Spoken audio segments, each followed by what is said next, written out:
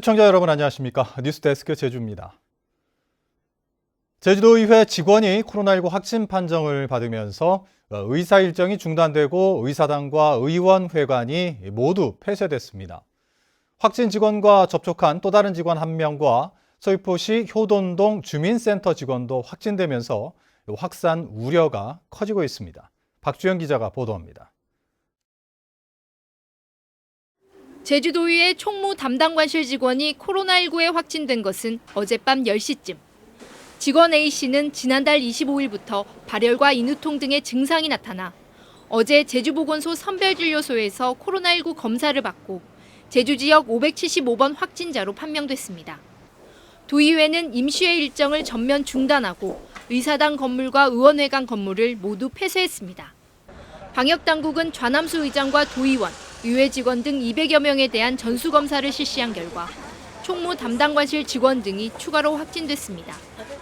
확진자가 발생하면 의사일정 변경을 해서 진행하기로 잠정 결정했습니다. 서귀포시 효돈동 주민센터 소속 공무원 1명도 오늘 오후 늦게 확진 판정됐습니다. 해당 공무원은 577번 확진자로 지난달 26일과 27일 도의회 최초 확진자 575번의 접촉자로 분류돼 진단검사 결과 확진됐습니다. 이에 따라 주민센터 소속 공무원 15명에 대해 진단검사를 실시하고 효동동 주민센터도 임시 폐쇄했습니다. 방역당국은 575번 확진자의 감염 경로를 아직 파악하지 못한 가운데 대규모 확산으로 이어지지 않을까 노심초사하고 있습니다. MBC 뉴스 박주연입니다. 제주도는 오늘 추가 확진자 가운데 1명의 동선을 공개했습니다. 제주도는 576번째 확진자가 제주시 노영동 SM 락볼링장에 근무한 사실을 확인하고 지난달 24일부터 28일까지 SM 볼링장 방문자의 경우 증상 여부와 관계없이 가까운 보건소에 방문해 진단검사 받을 것을 당부했습니다.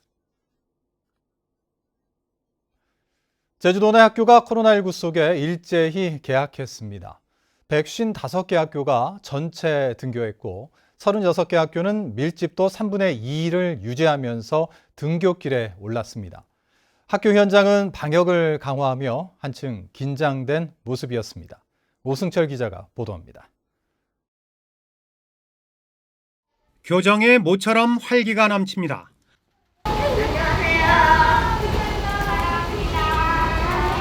오랜만에 만난 선생님, 친구와 반갑게 인사하고 이야기꽃을 피웁니다. 나는 2학년 2번이 됐을까? 나는 3학년 1번 됐어. 여기 입학식하는 애들이 있네?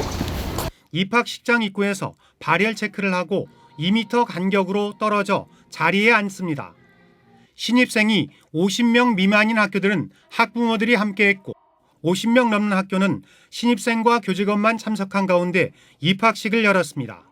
정상적으로 입학식도 이제 할 수 있어서 너무 좋고 코로나 상황에서도 아이들이 학교 생활 재밌게 잘 했으면 좋겠습니다. 도내 191개 초중고등학교가 일제히 개학했는데요. 전체의 80%가 넘는 155개 학교가 전체 학생 등교 수업을 하고 나머지 학교는 학생의 3분의 2만 등교합니다. 등교 수업이 시작되면서 학교 현장의 방역은 더욱 꼼꼼해졌습니다. 교실에 들어가기 전 소독제로 손을 닦고 열화상 카메라로 체온을 측정하는 건 필수. 교실과 급식실, 화장실 등은 매일 소독이 이루어집니다.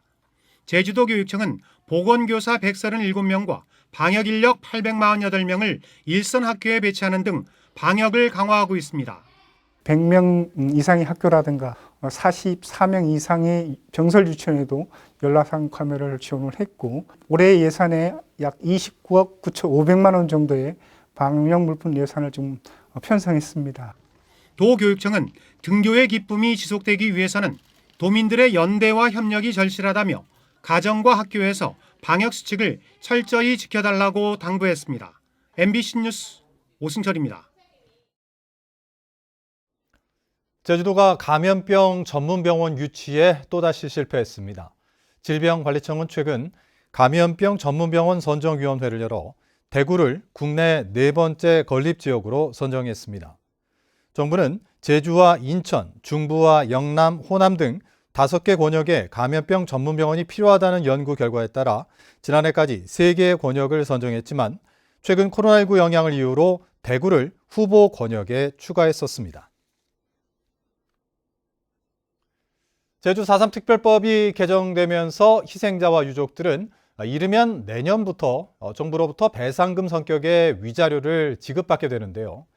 4.3 유족회가 회원들의 위자료를 자발적으로 출연받아 평화기금을 조성하는 방안을 추진하고 있습니다. 현재훈 기자가 보도합니다.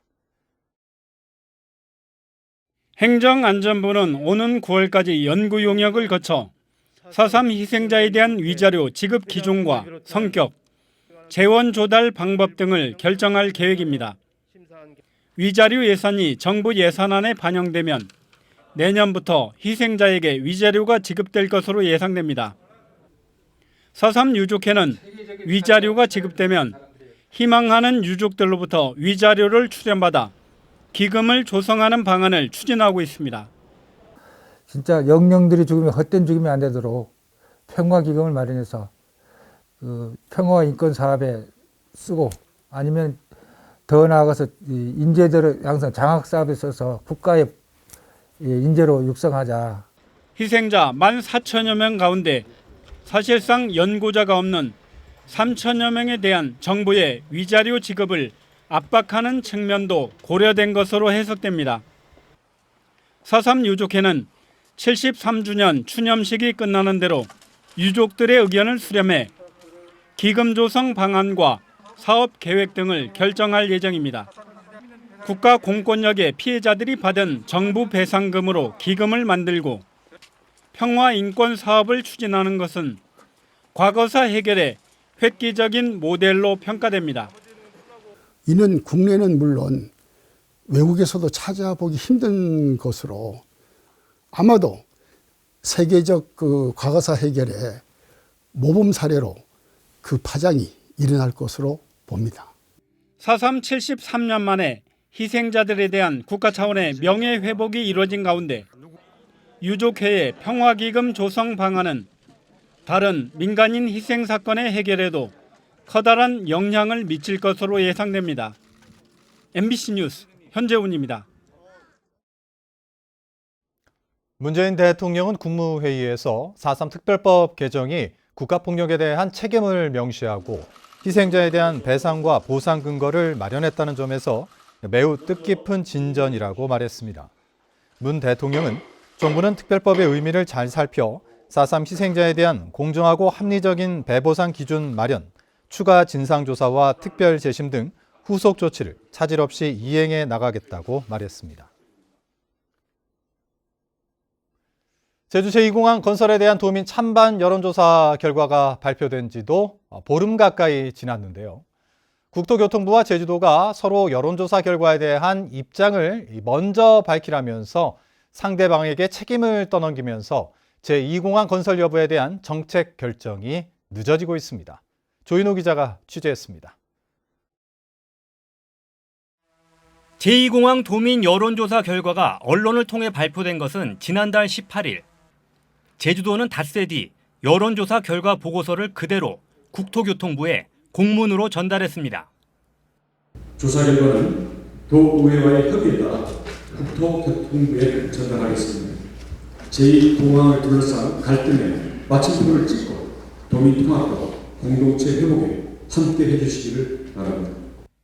그런데 국토부는 곧바로 제주도에 공문을 다시 보내 여론조사 결과에 대해 어떻게 판단하는지 종합적인 의견을 제시하라고 요구한 것으로 확인됐습니다.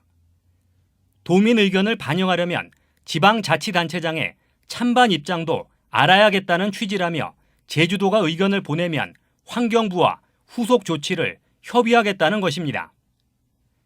이에 대해 제주도는 국토부가 보내온 공문에 답변할 계획이 없다고 밝혔습니다. 제주도가 어떤 의견을 보내도 찬반 양측이 반발해 갈등이 생길 것이라며 국토부가 결정할 때까지 기다리겠다는 것입니다. 이런 가운데 이낙연 더불어민주당 대표는 여론조사 결과를 존중한다면서도 공항 인프라 확충 문제도 해결이 안 된 상태로 남아있다며 결정을 늦춰야 한다는 듯한 입장을 밝혔습니다. 조금 시간을 갖고 다시 국리해야 될 때가 됐다, 이렇게 생각을 합니다. 이 단계에서 어느 구체적인 방향을 저희가 먼저 제시하는 것은 적절하지 않다고 생각합니다. 이에 대해 국민의힘은 이낙연 대표가 정책 혼선을 야기하고 있다며 입장을 명확히 밝히라고 요구해 제2공항 문제를 둘러싼 논란은 여론조사가 끝난 뒤에도 좀처럼 가라앉지 않고 있습니다. MBC 뉴스 조인호입니다.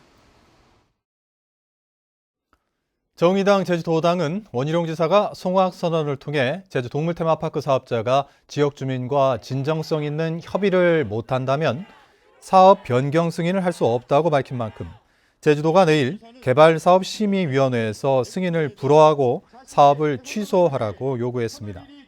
제주 녹색당도 원 지사가 송악선언을 실천하고 갈등의 책임자로서 선을 이리 주민들에게 사과하라고 요구했습니다. 제주 지역의 준공후 미분양 주택이 1,000호를 넘어 역대 최대치를 기록했습니다. 국토교통부에 따르면 지난 1월 기준 제주 미분양 주택은 1,250호로 전달보다 155호, 14% 증가했습니다. 특히 준공후 미분양은 1,063호로 전체 미분양의 85%를 차지했는데 준공후 미분양이 1,000호를 넘은 것은 이번이 처음입니다.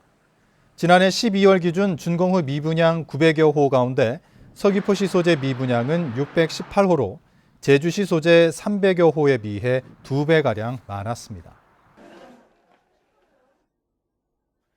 제주도립미술관이 제주 비엔날레 재추진에 대한 찬반을 묻는 설문조사를 실시합니다. 도립미술관은 오늘부터 일주일 동안 제주도민 500명과 문화예술단체 관계자, 제주도청 공무원을 조사해 국제행사인 비엔날레를 다시 추진하거나 코로나 상황을 감안해 제주 작가들의 행사로 추진할지 여부를 결정할 계획입니다. 제주 비엔날레는 2017년 1회 행사가 열린 뒤 지난해 2회 행사가 열릴 예정이었지만 코로나 여파로 취소됐습니다. 뉴스데스크 제주를 마칩니다. 시청해주신 여러분 고맙습니다.